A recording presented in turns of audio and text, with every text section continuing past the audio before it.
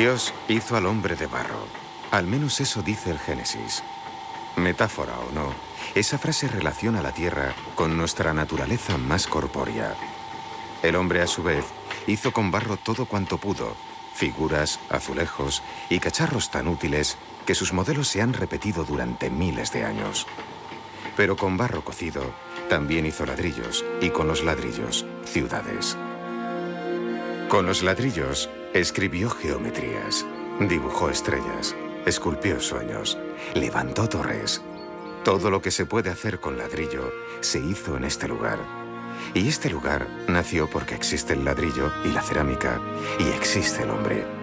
Por eso aguanta, aunque algunos lo duden. Si el hombre existe, que es barro vivo, Teruel existe porque es barro cocido. Ladrillos hacia el cielo.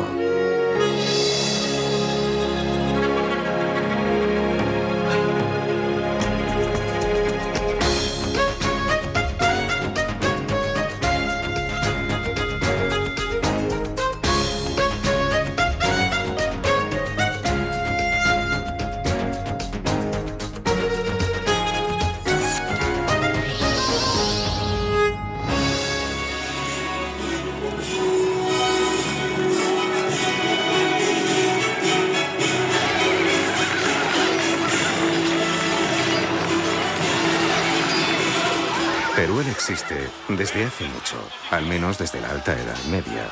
Disfrazarse de medievo es un juego colectivo de reafirmación ciudadana, una gran representación en la que participa toda la ciudad y cuya celebración no tiene más de 10 años.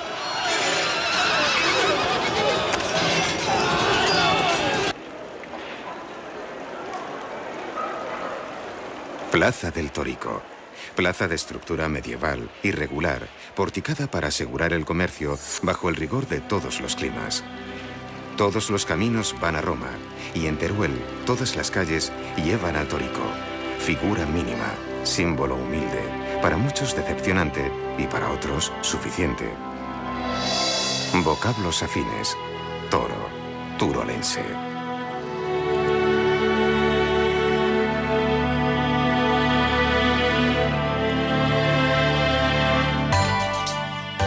Gusta mucho tener un principio mítico. Un toro junto a una estrella es una señal para un rey que quiere fundar una ciudad sobre un cerro estratégico. Teruel fue conquistada a los musulmanes en el año 1171 por el rey Alfonso II el Casto. Disfrutó de una época de esplendor en el tránsito de los siglos XIX al XX. Sin embargo, casi fue olvidada en la segunda mitad del siglo XX, pero ha renacido, ha llamado a las puertas de su propia historia y ha afirmado con contundencia: yo existo.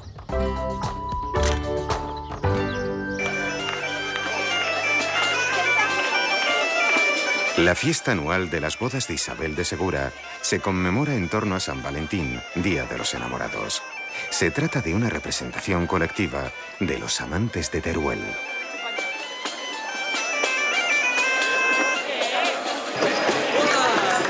La historia es esta. Dos jóvenes se enamoran, pero él es el segundón de la familia y no tiene recursos que ofrecer a su acaudalada dama. Pactan un plazo de 5 años para que él haga fortuna en las cruzadas. El plazo llega a término y el padre obliga al matrimonio de la chica. Justo entonces el joven llega de las cruzadas con fortuna suficiente. Ingenuo, cree que las campanas anuncian su llegada, pero no es así. Celebran la boda de su amada con otro. Te pongo este anillo en símbolo de nuestro amor. En su encuentro le pide un beso que ella, mujer recién casada, no puede darle. Él muere de amor, o de pena, o de las dos cosas. Ella corre hacia él, besa el cadáver, muere también al instante.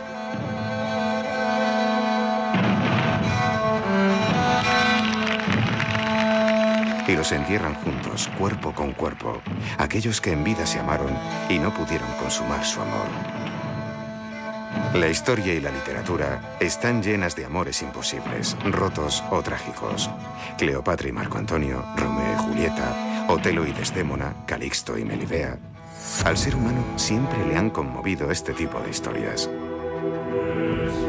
La leyenda decía que los cuerpos de los amantes estaban enterrados en la iglesia de San Pedro, y la ciencia ha podido establecer rastros sólidos de su presencia.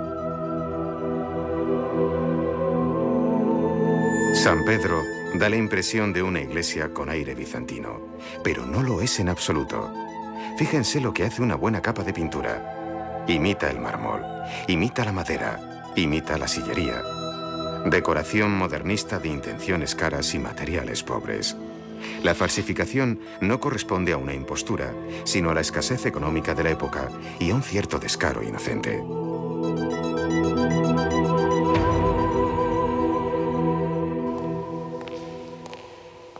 La iglesia de San Pedro es el típico ejemplo de iglesia fortificada. Por el ámbito podemos repetir el caminar obsesivo de los cuerpos de guardia rodeando una y otra vez el perímetro del templo. Pero lo mejor de San Pedro es su torre. Se trata de la torre mudéjar más antigua de toda la ciudad, desde cuyo campanario se llamaba al culto, a la defensa o a sofocar el incendio, y cuya puerta taladra su base de lado a lado y marca la frontera entre el barrio cristiano y el barrio judío. 3 detalles de la torre: la mano de Fátima, las llaves de San Pedro y la rueda de la fortuna, símbolos de la religión musulmana, cristiana y judía, muy cerca unos de otros, signo de clara vecindad. En el recinto de San Pedro hay un museo dedicado a los amantes. No se sabe cuánto se exageró la historia, pero algo cierto debió ocurrir en Teruel en aquel lejano siglo XIII. Juan de Ávalos logró un dramatismo conmovedor. Las manos están cerca, pero no se llegan a tocar. ¿Hay mejor metáfora para expresar un amor imposible? El hecho es que bajo las tumbas se conservan las momias de un hombre y una mujer, cuya datación, gracias al carbono 14, pertenece con exactitud a la misma época en la que se sitúa la historia de los amantes.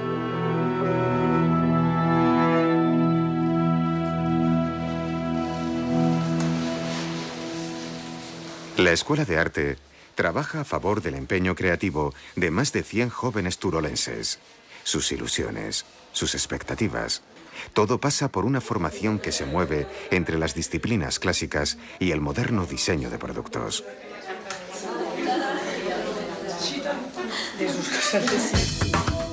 El arte de Teruel tiene un nombre propio: mudéjar. Mudéjar significa aquel al que se le ha permitido quedarse. Se trata de arte cristiano hecho por los musulmanes, aquellos que iban quedando en la retaguardia de la Reconquista.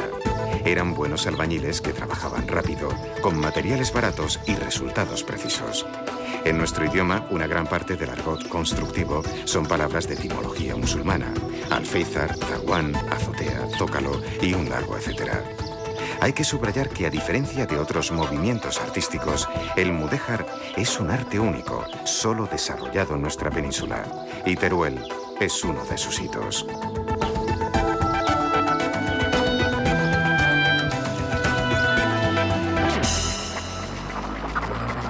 Al subir los escalones de la Torre del Salvador, la penumbra anuncia un espectáculo único e irrepetible.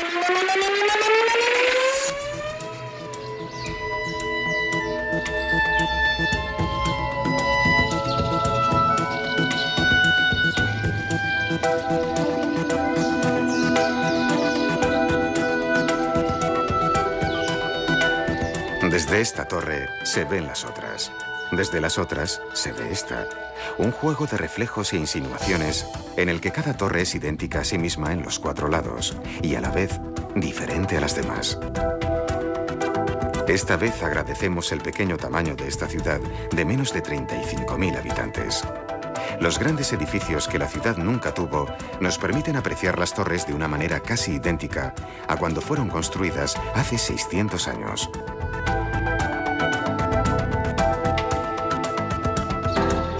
Curiosa aportación del mudéjar turolense, la cerámica. En ninguna otra ciudad mudéjar hay un empeño tan decisivo en el uso de la cerámica como elemento decorativo.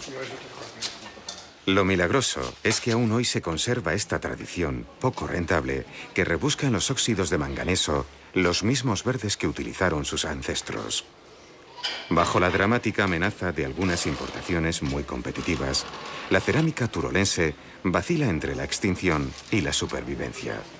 La meritoria tozudez de algunos ceramistas también debería declararse Patrimonio de la Humanidad. Pero el mudéjar no se encuentra solo en los barros cocidos. Catedral de Santa María. Nada grandiosa, casi del tamaño de una iglesia, pero custodia de un increíble tesoro.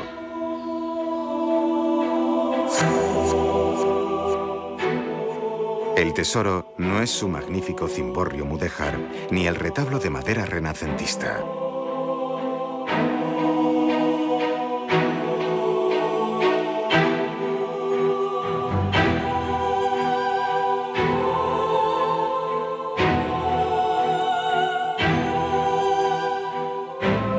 El tesoro de la Catedral de Santa María no está en su trabajada rejería. Para encontrarlo, hay que levantar la vista y contemplar su techumbre. Gracias a que hace unos siglos tuvieron el dudoso gusto de tapar la techumbre y no destruirla debido a su funcionalidad, hoy se conserva en un estado excelente. La techumbre es todo un relato de trazo almohade y narrativa cristiana.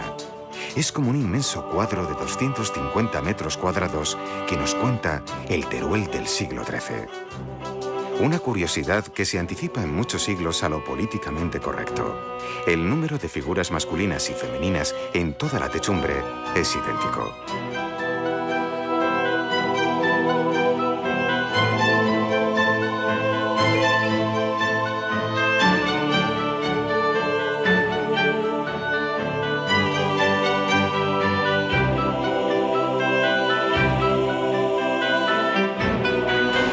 La autovía entre Zaragoza y Valencia acerca Teruel al siglo XXI.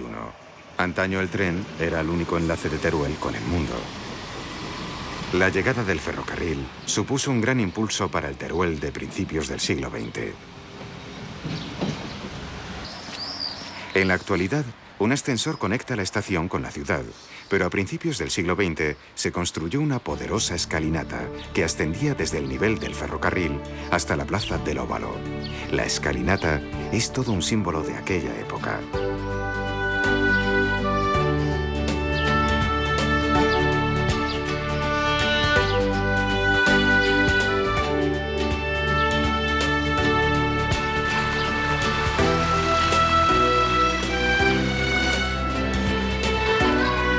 Teruel tiene otras plazas cuyos pórticos tal vez se remonten al medievo, pero en todas las épocas, las plazas porticadas insisten en los rigores del clima.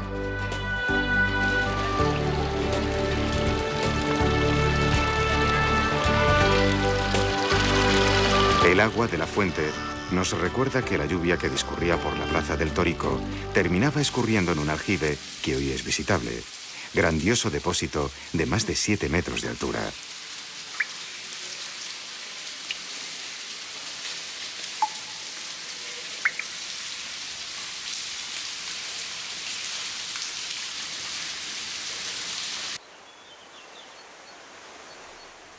Pocos saben que el río Turia nace justamente a los pies de Teruel, en la unión de los ríos Guadalaviar y Alfambra.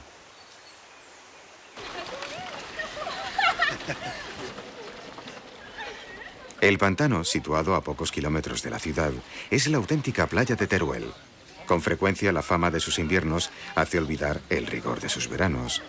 Los turolenses le sacan mucho partido a esta zona de expansión en la que el principal elemento es el agua, un bien muy apreciado desde siempre.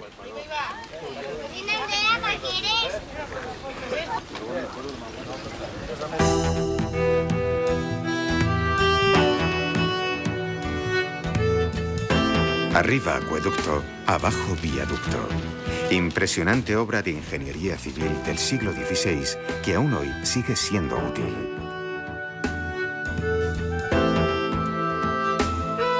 Teruel no es una ciudad llana, ni mucho menos. La ubicación de barrios en distintas colinas obliga a la existencia de puentes. El viaducto se construyó a principios del siglo XX y hoy es paso exclusivo para peatones.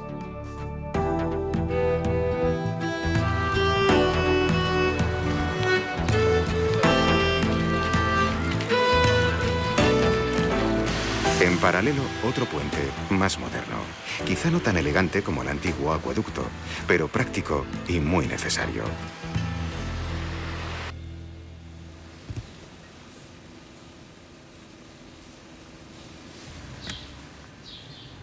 El jamón de Teruel tiene tanta fama como su frío. Ambos están indisolublemente unidos. De hecho, el clima seco invernal durante el periodo de curación es el ingrediente que lo hace único. Bien cortado, bien servido y mejor comido. Su jamón es mucho más conocido que su escuela de hostelería. Pero lo cierto es que esta pequeña escuela situada en el corazón de la ciudad es un centro de aprendizaje y desarrollo del Teruel contemporáneo. Algunos grandes cocineros proceden de ella. Apreciamos los matices, acto seguido vamos a oler y ya la prueba definitiva es gustarlo. Cogemos la copa, introducimos un poquito en el paladar.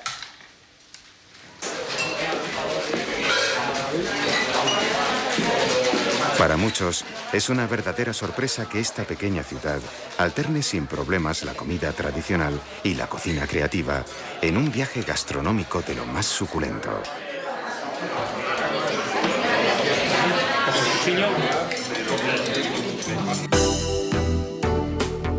El Palacio de Congresos es una apuesta de nueva arquitectura y un reto para una ciudad como Teruel que entra en el competitivo mundo de los congresos y las ferias, al que parece que en los últimos años se han apuntado muchas de las ciudades de nuestro país. Sin embargo, Teruel tiene una propuesta muy consolidada, Dinópolis, el único parque temático de nuestra geografía dedicado a los dinosaurios.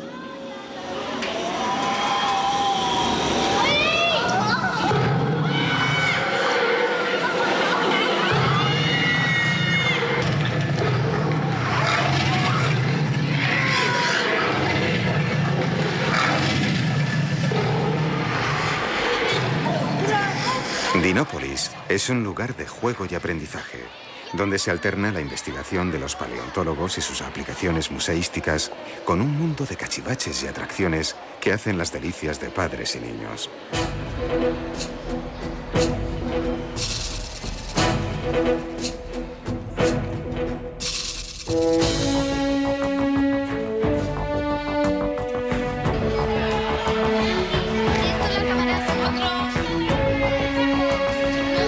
Los niños se lo pasan en grande en un parque temático donde cabe el aprendizaje y el juego. No hay duda, aquí el protagonista es el Tiranosaurio Rex, un ser poderoso que centra la admiración de los niños de todas las edades. Contado así, de mayor todos querremos ser como el Tiranosaurio Rex.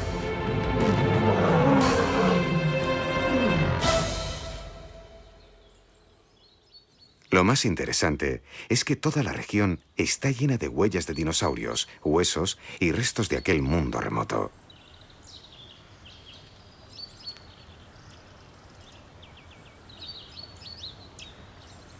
La provincia de Teruel también es rica en patrimonio prehistórico.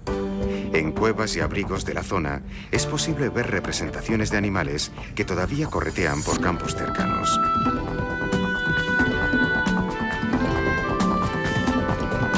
Teruel es una provincia bastante despoblada, en la que sin embargo se encuentran algunos de los pueblos más bonitos de España. Albarracín ocupa con propiedad uno de los primeros puestos.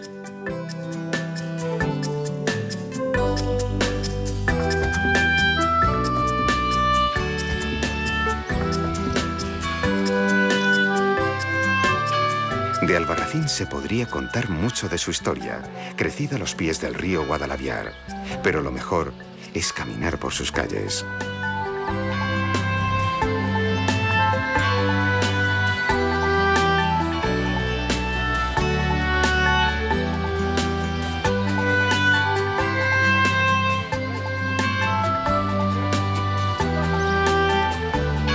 Pasear por las calles de Albarracín es disfrutar la variación sin igual de los matices terrosos de sus fachadas, fijarse en los detalles o detenerse frente a los imaginativos llamadores de hierro de sus puertas.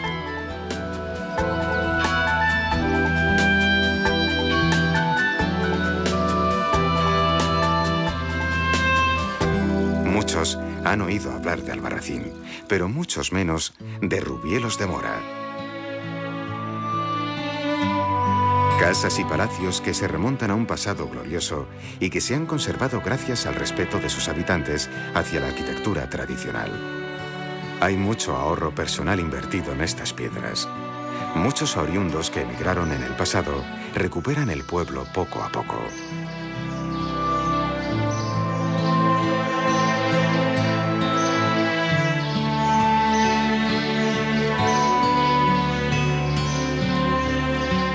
La vida nos sorprende cuando traspasamos el umbral de una de estas casonas de Rubielos y descubrimos un interesante museo de pintura abstracta.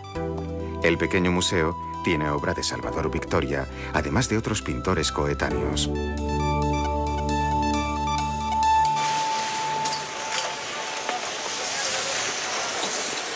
En Teruel, la nieve es un negocio reciente.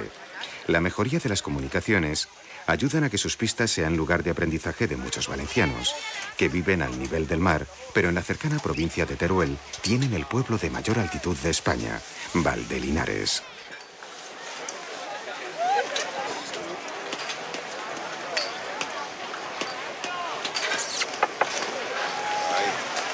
La piel del San Bernardo entrecruza el blanco de la nieve y el negro del carbón. Además de esquiar, los turistas tienen ocasión de hacer un recorrido por una de las muchas galerías abandonadas de la cuenca minera turolense, hasta hace poco en activo. Aquí os presento a Curro el andaluz. Mundo desgarrador, en lo que no hace falta tener una sensibilidad muy acusada para percatarse de las especiales condiciones de dureza y peligro de la vida minera.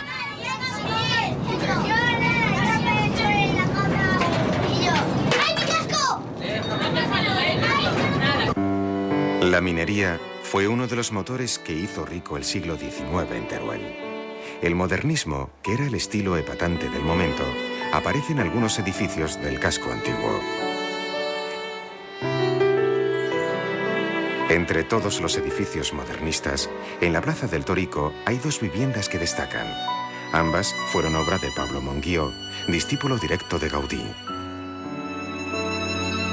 El mundo vegetal desplegado en el trabajo de forja asciende por la fachada azul celeste. En la parte alta aparece sin disimulos el ladrillo, en lo que parece un homenaje al mudéjar. Mucho en Teruel se construyó en neomudéjar. Con persistencia, la ciudad retorna a su origen mestizo. Muchas ciudades tienen una colección más o menos interesante de arte sacro. La de Teruel es excelente. Ubicado en el Palacio Episcopal de finales del siglo XVI, posee una extensa colección de pintura, escultura, arte filipino y orfebrería.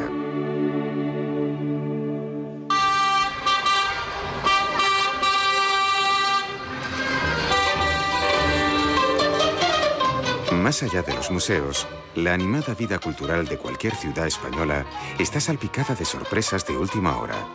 Durante unos minutos, la alegría de las danzantes retumba en toda la plaza. Todo nos recuerda que las viejas piedras están empapadas de resonancias invisibles, gestualidad de la historia colectiva, cuyos útiles han ido guardándose en un hermoso edificio del siglo XVI. En el Museo Provincial duermen arrumbados los objetos del pasado, un pasado que hoy nos resulta lejano y sorprendente. ¿No es increíble que construyesen una máquina de tamaño tan considerable para confeccionar espaguetis? ¿Era necesario proteger las alpargatas de la nieve? ¿Había pastores que ya disponían de una cubertería plegable hecha de hueso?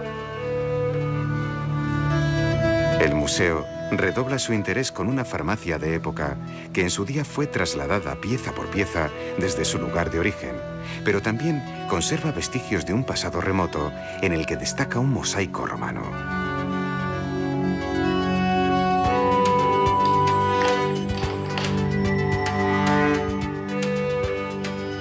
Estamos al final del viaje.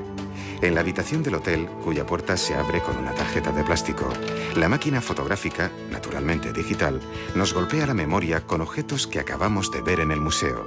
Diseños perfectos, funcionales y ergonómicos. Aunque estas modernas palabritas, entonces, no se utilizasen en absoluto.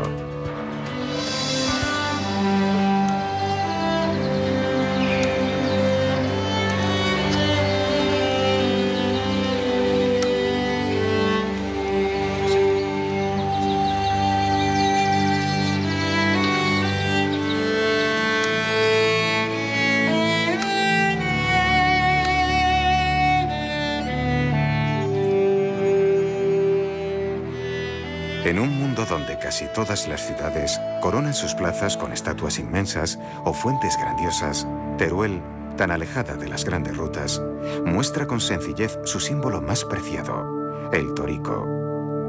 A juzgar por la pequeña dimensión de este símbolo, a muchos nos parece que la humildad es una cualidad que tiene un tamaño inmenso, absolutamente inmenso, tal vez la más grandiosa de las cualidades humanas.